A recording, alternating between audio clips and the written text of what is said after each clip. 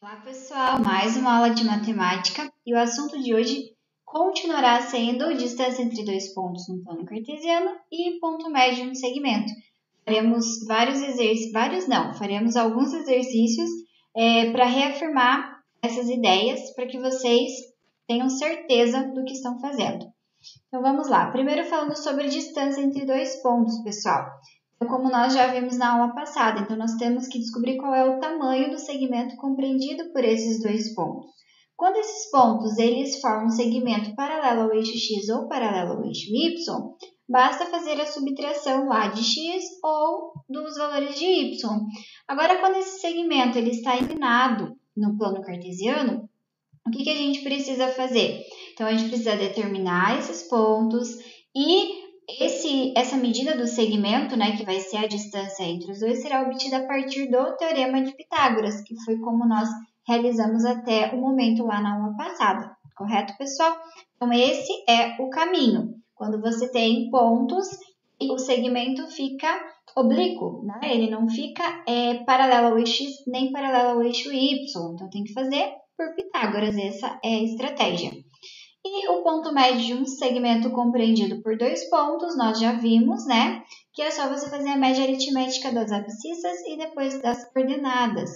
Então, aqui nós temos dois pontos em um plano cartesiano. Qual será o ponto médio desse segmento compreendido pelos dois pontos, Então, faremos a média aritmética de cada um dos valores, no caso de x e de y, e assim vamos obter o valor do ponto médio. Então, teremos que o ponto médio é 3 mais 9 sobre 2 e 7 mais 5 sobre 2. Somamos os valores de x e depois os de y, da coordenada y. Temos então que o ponto médio será 12 meios e 12 meios, chegando que o ponto médio é o ponto 6 e 6. 6 para x e 6 para y.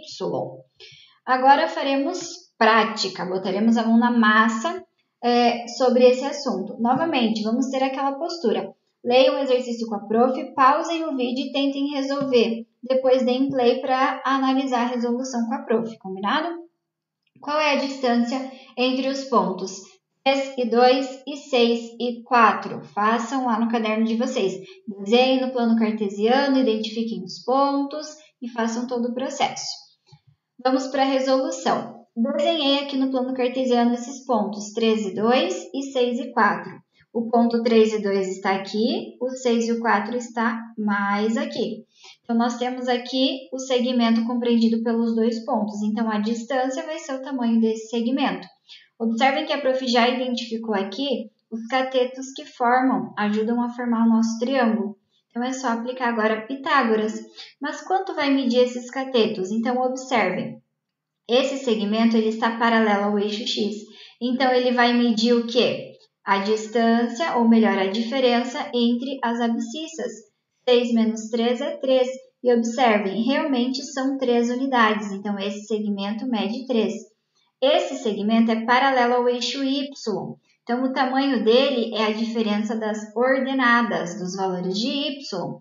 4 menos 2 é 2. Então, esse segmento aqui possui 2 unidades. Observem aqui, 2 unidades. Então, qual vai ser a distância buscada? Então, d ao quadrado vai ser igual a 2 ao quadrado mais 3 ao quadrado. Chegamos que d ao quadrado é igual a 4 mais 9. Assim, d ao quadrado é igual a 13 e o d, que é a distância, vai ser igual a raiz quadrada de 13. Todo mundo chegou nessa resposta? Espero que sim, hein? Próximo exercício. Calcule o ponto médio do segmento obtido no exercício anterior. Então, qual vai ser o ponto médio? Vai ser o ponto médio entre esses dois pontos, compreendido pelo segmento desses dois pontos. Faremos a média aritmética da abscissa e da ordenada. Então, esse ponto médio será o quê? 3 mais 6 dividido por 2 e 2 mais 4 dividido por 2. Obtemos, então, 9 sobre 2 e 6 sobre 2. 9 sobre 2 é 4,5. 6 sobre 2 é 3. Então, observem que aqui a separação ficou por ponto e vírgula, porque o 4,5 é um número decimal. Beleza? Então, a gente organiza desta maneira. Muito bem, pessoal? Todos acertaram? Vamos para o próximo. Júlia e sua amiga criaram um plano cartesiano no pátio de casa. Sua amiga estava em 5 e 3 e Júlia em 10 e 7. Calcule a distância entre as duas. Pessoal, um desafio a vocês. Vocês conseguem resolver esse problema sem fazer o desenho no plano cartesiano? Vamos tentar, vamos ver se vocês conseguem. Se não sair, façam o desenho para vocês visualizarem. Pausem o vídeo e tentem fazer. Terminaram? Voltem aqui comigo daí. Então, pessoal, aqui a prof vai tentar fazer esse exercício sem o plano cartesiano, utilizando as ideias que nós já fizemos várias vezes. Então, aqui a gente sabe que a distância entre esses dois pontos será o comprimento, o tamanho do segmento compreendido por eles.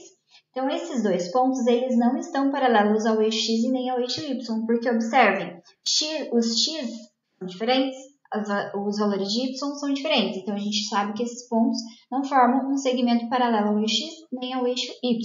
Então, sabemos que vamos ter que usar a estratégia lá do Teorema de Pitágoras. Para a gente identificar, então, quais são as medidas dos catetos, é só a gente subtrair os valores das abscissas e depois das ordenadas. Então, por exemplo, 10 menos 5, 5. Então, um dos catetos mede 5. O outro cateto vai medir 7 menos 3, ou seja, 4. Assim é só aplicar Pitágoras agora. Então, a distância entre esses dois pontos ao quadrado vai ser igual a 5 ao quadrado mais 4 ao quadrado. Assim, a distância ao quadrado é igual a 25 mais 16. E a distância vai ser igual a raiz quadrada de 41. Aqui a prof já pulou um passo, porque 25 mais 16 é 41. E daí o D é igual a raiz quadrada de 41. Então, a distância entre esses dois pontos é raiz quadrada de 41. Beleza? Vamos para mais um. Qual é o ponto médio das localizações de Júlia e sua amiga?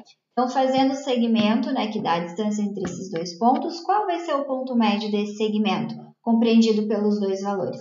Novamente, é só fazer a média aritmética das abscissas e das ordenadas. Então, esse ponto médio será o quê? 5 mais 10 sobre 2, porque x e x, e depois 3 mais 7 sobre 2, ou 7 mais 3, enfim. Então, o ponto médio vai ser 15 meios e 10 meios. Resolvendo, o ponto médio é 7,5 e 5. Resolvido?